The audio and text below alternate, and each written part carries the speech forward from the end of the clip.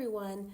I wanted to make a video that kind of piggybacks off of the last one that I was talking about with mixed and being jealous in the mixed community.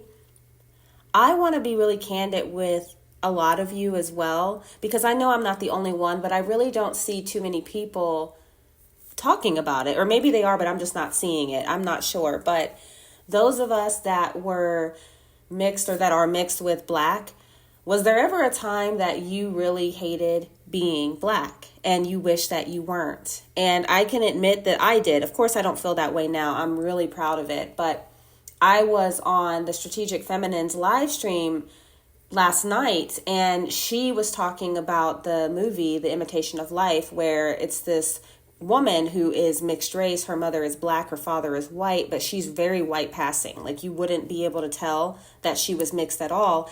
And she literally passed herself off as white and was so ashamed of her Black mother. And it was because of societal standards. It really had nothing to do with her associating Blackness with ugliness or anything like that. It was more about the social construct of it and how being Black in that time was considered beneath and lower, and that you didn't get any opportunities. A lot of opportunities were taken from you simply if you were Black, and there was the one drop rule. You didn't have the assets that you were entitled to your white side, and it was the whole thing. And that's why that rule existed, to keep anyone from not being pure white, basically, from getting the assets or rewards or whatever it was. And that's why, of course, there were historical Black colleges that were started, NAACP, all of these things were started to give Black people the upper hand in some of these social things because they were taken from them or stolen from them.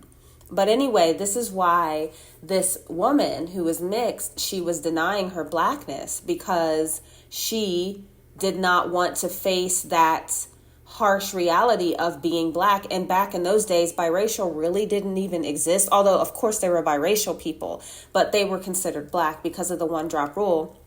I had a conversation with my sister-in-law today, and we were looking at my nephews. They were playing football. They just look white because, of course, I'm mixed and then she's white. So my nephews and my niece, they look white. And essentially they are. But what's funny is no matter how they look, if they were born 50, 60, 70 years ago, they would be considered Black because of the one drop rule, and they would not be entitled to anything even though they are white looking. So it's just an interesting thing, and that made me think about it because I was talking about being jealous in the mixed community, and then it ties into when you are mixed with Black. I think it hits differently. And maybe I'm biased because I am mixed with Black, but I'm sure that it's something that most Black people and people that are mixed with Black can understand, that no matter what other people's struggles are, we're not discounting it. It's nothing to do with that. Everybody has their struggles, but nobody quite struggles in the way that Black people do because so many things were taken from them. And it's not to say that, okay, you don't work hard for what you need now and stay in a victim mindset, but it's deeper than the victim mentality because it goes back generation. Like, I believe in God. I believe in the Lord, Jesus. But it's also, we are very connected to ancestors. It's very biblical even that the sins of the father. So what your great-great-great-great-great-grandparents did, sometimes you were cursed all the way down the line. And it's like you didn't do anything. You didn't exist. You weren't even born yet. But it's because that's how connected you are to your ancestor. It's something that you just pick up on. I mentioned it a little bit in my last video with mixed people, where even if we don't want to connect to, let's just say, our white side, I'll just put that out for an example. You don't even want to connect to your white side, but you feel a connection because, for one, you're half white and mostly like you have a parent who is white. But even if you were trying to get away from that, you still feel that undeniable pull, because those are partly your people as well. Rather they deny you or not, they're still partly your people, and you were related to their ancestors. You share common ancestry. So whatever kind of psychological things going on in that family and their mind, it trickles down to you. It doesn't mean you have to accept it and roll with it. It just means that it's things you have to work through. It's like an internalized thing you have to deal with. And the same in the Black community, it's very strong, where that the Black victim mentality goes generations and generations and generations. And that's why we have that mindset where a lot of people can't get out of the loop.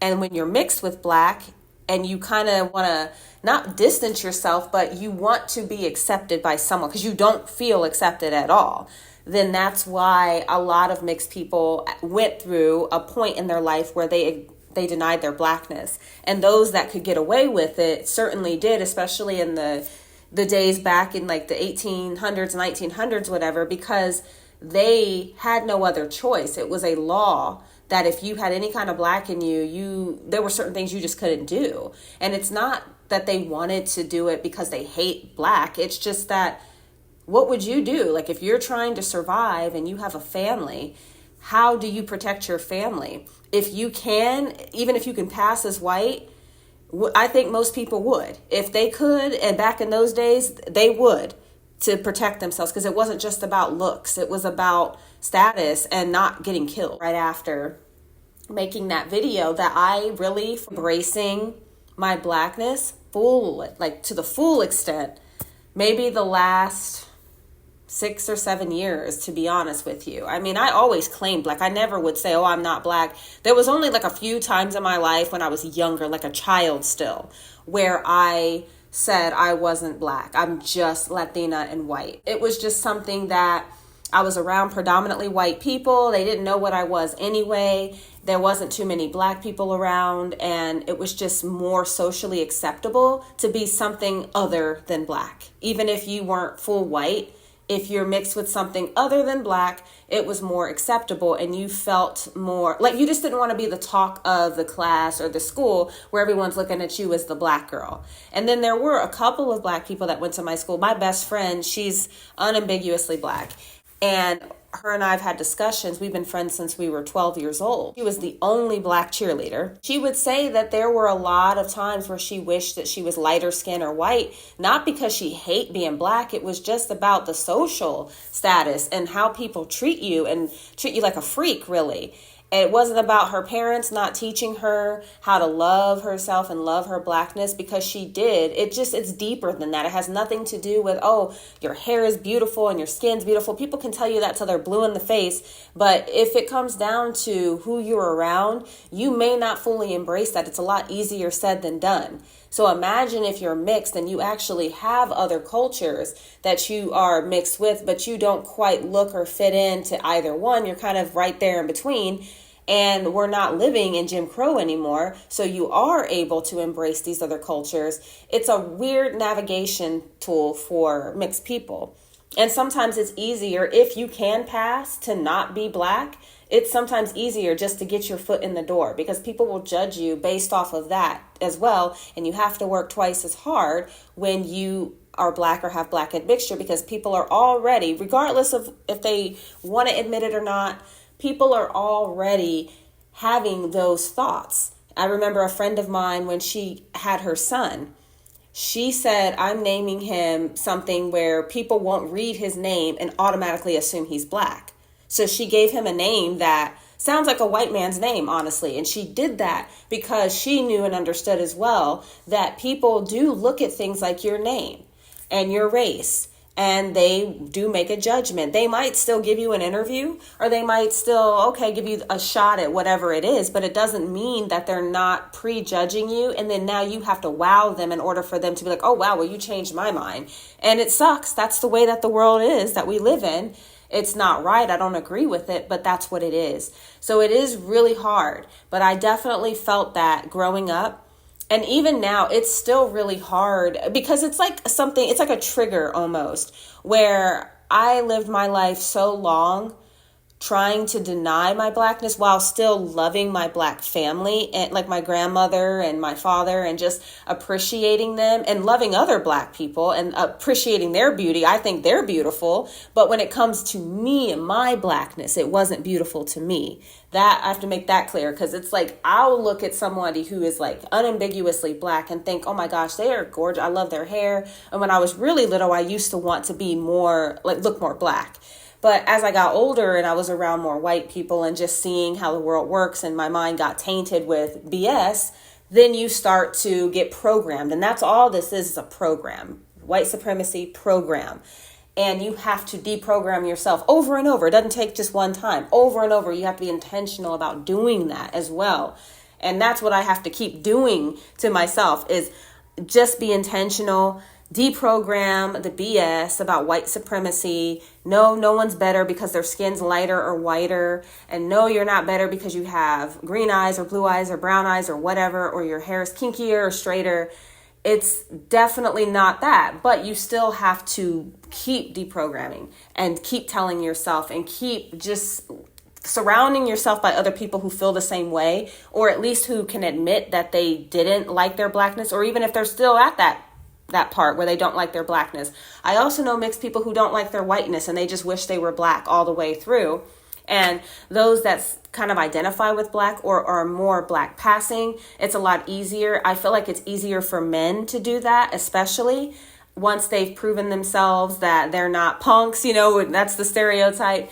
But like my brother, it's easier for him to just identify as Black. I mean, he actually identifies as mixed, but he is like a Black mixed person, basically. He'll just assume and just be Black and whatever, and he doesn't really think about it that deep. Whereas with women, it's a lot different because of the beauty standards and societal pressures and navigating those things as well. So my brother, he never really had a problem that I can remember of denying his Blackness, but I certainly did. For a while there, I was like not claiming Black at all. And I'm so sorry. Like I think about that sometimes and I'm like, wow, I feel so bad that I did that, because I essentially am denying part of myself. It's not even just my family that worked hard and, did all kinds of things to survive. And while I'm here, even, because a lot of the things that my ancestors did, I wouldn't even be here if they didn't do those things, obviously. So for me to deny any part of me, whether it's my whiteness or my Blackness or my Latina side, that is essentially slapping my ancestors in the face and saying, who cares what you've done and who you are? I hate who I am. So that's why I had to keep going through this process, and it's still a struggle.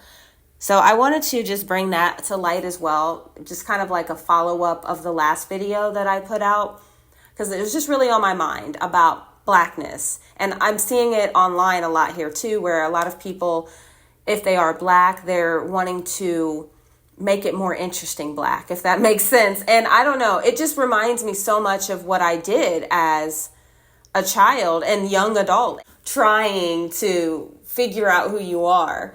And then race, that's the last thing you want to think about. And white people, for the most part, they never have to think about that stuff. They might have to think about weight and class and maybe certain things like that, what they're going to do with their life. But race, they don't have to worry about those types of things, or opportunities taken from them because of their race or color. They don't have to worry about that. So it's a lot easier. But when you do have Black, or you're just mixed with Black or whatever, that is a completely different thing that people don't understand. And I think that Black people and mixed Black people have it the hardest, and they don't understand the internal struggle that we have. And when people don't love their Blackness, it has nothing to do with hating Black people and hating it because my skin or whatever. It has everything to do with the social construct and the programming. It's real. That's what it really is. It's a psychoanalysis. It's really something that has to do with the mind. And your mind is something you can change. It just takes time, because where you are now and how you feel, you didn't get there overnight. So it's not going to change overnight.